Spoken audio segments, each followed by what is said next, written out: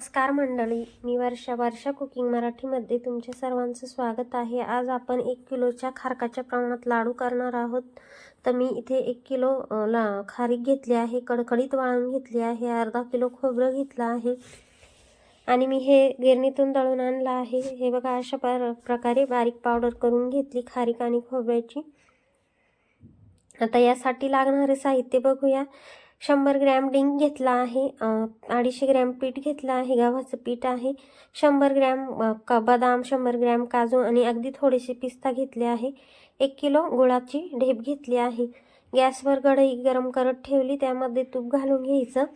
गरम तुपामध्ये आपण डिंक तळून घेऊया। तर हे बघा, इथे डिंक छान तळून घेतला आहे। हे बघा, असा उलटा पालटा करत राहायचा आहे, डिंक छान फुलतो। आता डिंक काढून घेऊया। अशा पद्धतीने मी इथे सर्व डिंक तळून घेतला आहे। आता आपण बदाम तळून घेऊया तुपामध्ये। हे बघा, बदाम छान गोल्डन ब्राऊन होईपर्यंत आपल्याला छान तळून घ्यायचे आहे। हे बघा, असे उलटे पालटे करत राहायचे, म्हणजे सगळे बदाम एकसारखे तळून निघतात।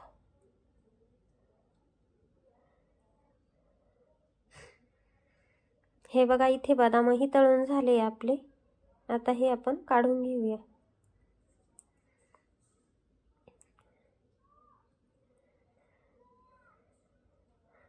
बदामही काढून घेतले। आता काजू तळून घेऊया आपण।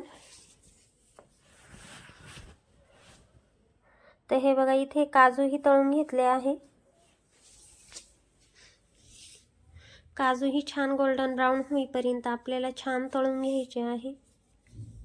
तर हे बघा, इथे काजूही तळून घेतले आहे।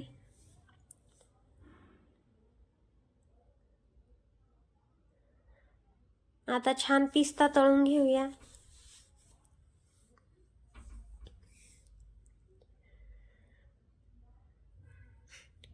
हे बघा, इथे छान पिस्ताही तळून निघाले आहे। आता बाजूला काढून घेऊया।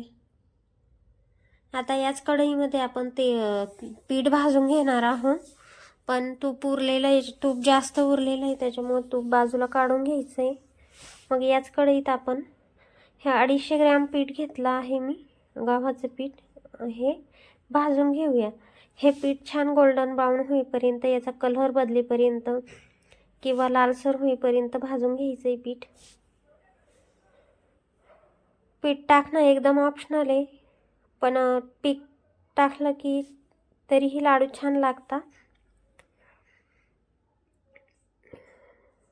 आणि लाडू छान वळले जातात, त्याच्यामुळे पीठ घालावं लागतं। हे बघा, इथे पिठाचा कलर बदलला आहे, लालसर पीठ झालंय। अशा पद्धतीने आपण तूप घालून पीठ भाजून घेऊया।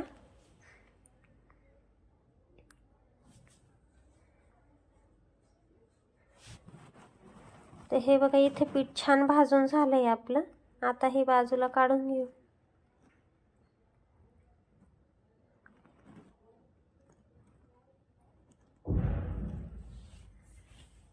हे बघा, बाजूला ठेवूया। आता डिंक आपण मिक्सरला फिरवून घेऊया।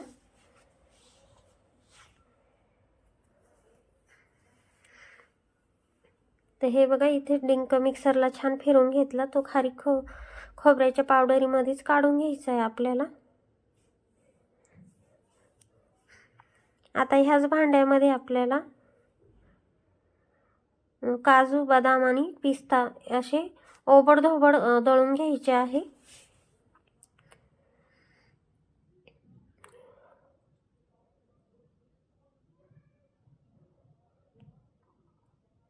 हे बघा, इथे छान पावडर करून घेतली, याची ओबडधोबड दळून घेतले आहे। तेही आपण त्या पावडरीतच काढून घेऊ खारीक खोबऱ्याच्या।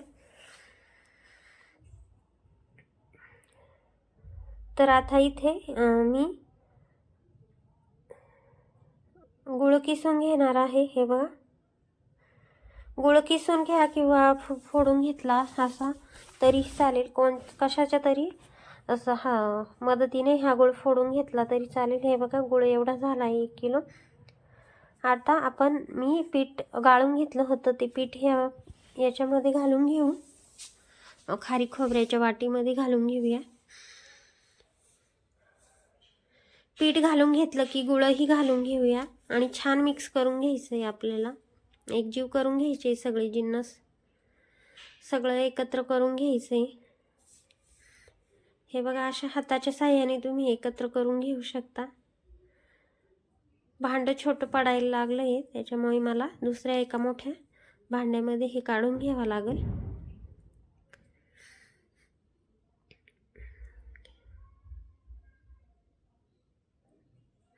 हे बघा, अशा चमच्याच्या साह्यानेही तुम्ही एकजीव करून घेऊ शकताय.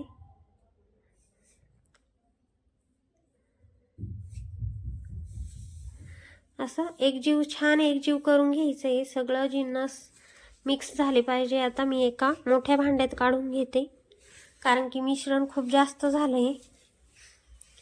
जवळजवळ हे बघा, असं छान मिक्स करून घ्यायचं आहे. तो असं पूर्ण सगळा गूळ, खारीक, खोबरं एकजीव झालं पाहिजे, एक मिक्स झालं पाहिजे, पीठ सगळीकडे लागलं पाहिजे.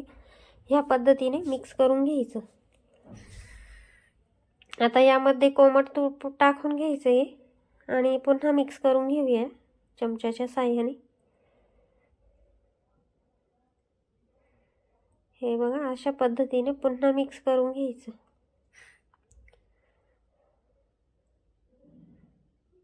हे बघा, आता मी तुम्हाला लाडू बांधून दाखवते. अशा आपल्या तळ हाताच्या भागामध्ये अशा 2 बोटांनी छान लाडवाला आकार देऊन घ्यायचा आहे. अशा पद्धतीने लाडू बांधून घ्यायचे आहे. तर हे बघा, आपला जास्त मोठाही नाही आणि जास्त छोटाही नाही, अशा पद्धतीने लाडू वळून घ्यायचे. अजून एक लाडू वळून दाखवते.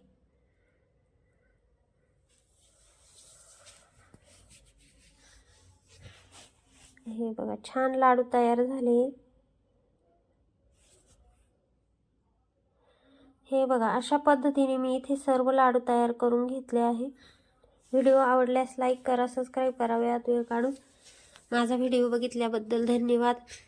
मी लागणारं साहित्य डिस्क्रिप्शन बॉक्समध्ये दिलेलं आहे.